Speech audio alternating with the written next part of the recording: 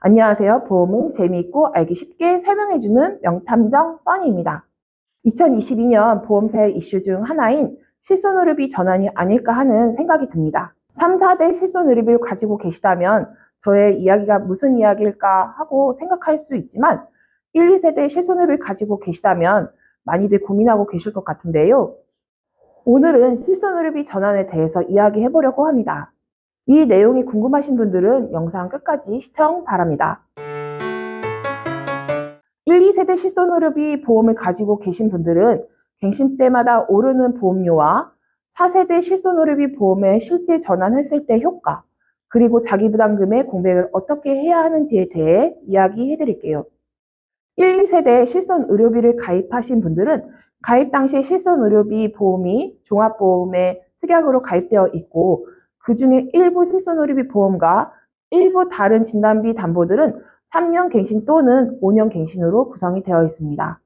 또 미래에 보험료가 인상되지만 적립보험료가 들어가 있어 갱신에서 오르는 부분을 적립보험료에서 삭감되는 형식으로 이루어져 있는 경우도 많이 있었습니다.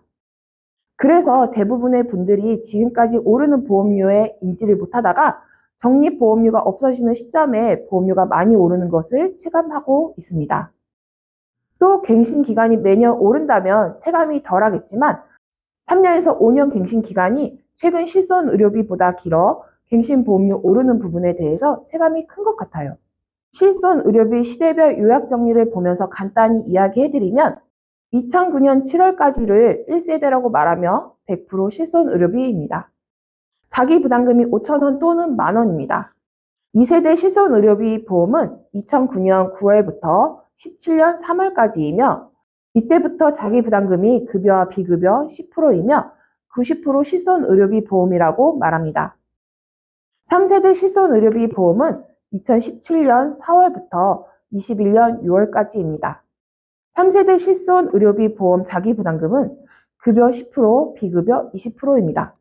그리고 요즘 판매되고 있는 4세대 실손 의료비 보험은 2021년 7월부터 현재까지이며 4세대 실손 의료비 보험 자기 부담금은 급여 20%, 비급여 30%입니다. 또 4세대 실손 의료비 보험은 보험료 인상이 다른 실손 의료비 보험과 틀리게 2024년부터 차등제를 실시합니다. 한마디로 1세대부터 3세대까지는 보험료 인상 부분이 공동 분담이라면 4세대는 개인 부담으로 보상을 얼마나 신청하고 얼마나 타느냐에 따라 개인적으로 보험료 인상이 될 수도 인하될 수도 있습니다. 여기까지 간단히 정리해서 말씀드렸습니다. 예전 실손 의료비 보험을 가지고 있는 분들의 공통점은 3년, 5년 주기로 늘어나는 보험료 폭탄 인상 때문에 걱정이 많으십니다. 그리고 대부분의 보상 청구를 하지 않는 30, 40대 또는 50대 분들이고요. 전 문재인 대통령 당시 문재인 케어라는 명목으로 비급여를 급여화로 전환하는 정책을 만들었습니다. 대표적으로 MRA 검사 비용입니다. 비급여에서 급여로 바뀌면서 심장질환 검사 인원이 증가하고 진단 환자 수가 증가되었습니다. 당연히 수술 환자, 치료 환자가 늘었고요. 이렇게 된 상황에서 1세대 실손의료를 그대로 가지고 있다면 그리고 1세대 신규 가입자가 없는 상태에서 보상만 받는다면 1세대 실손의료비의 보험료는 계속 어마무시하게 증가할 것입니다. 이건 오롯이 막내들이 책임을 지어야 하고요. 만약 4세대 실손의료비로 전환하게 된다면 4세대 실손의료비 보장은 어떻게 될까요? 실손의료비 급여에서는 국민건강보험 등에서 정한 급여 의료비 대상 금액 중 환자 본인 부담금 80%를 보상합니다. 통원 시에는 병원에 따라 기본 공제 금액 1, 2만 원과 보상 대상 의료비의 20% 중 큰 금액을 공제하고 통원 가입 금액 한도 20만 원으로 보상합니다. 실손 의료비 비급여에서는 비급여 의료비 대상 금액 중 환자 본인 부담금의 70%를 보상합니다.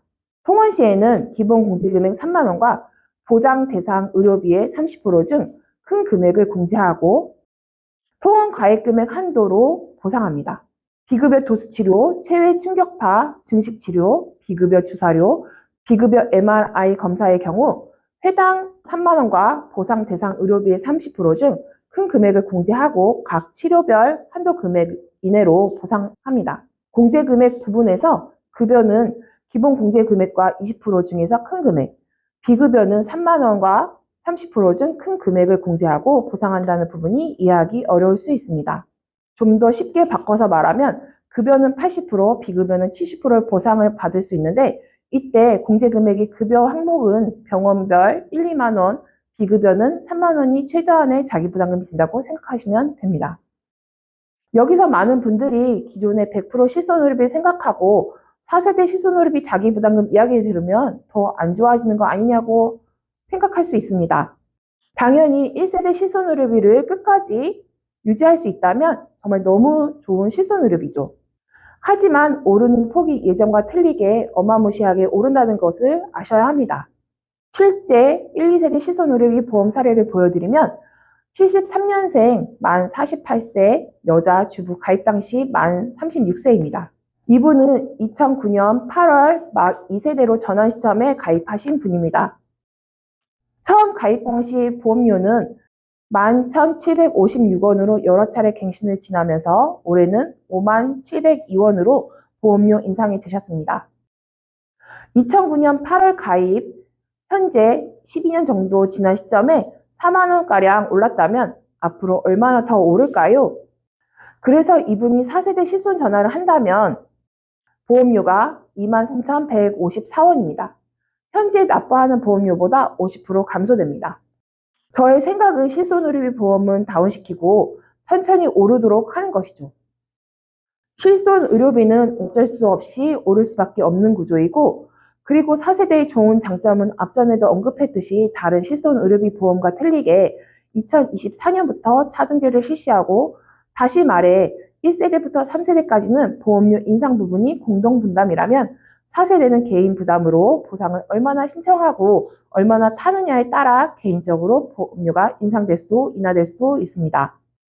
그리고 아무래도 100% 실손을 가지고 있다가 자기 부담금이 있는 실손으로 전환하게 된다면 그 공백을 어떻게 해야 할지 고민이 생길 것입니다.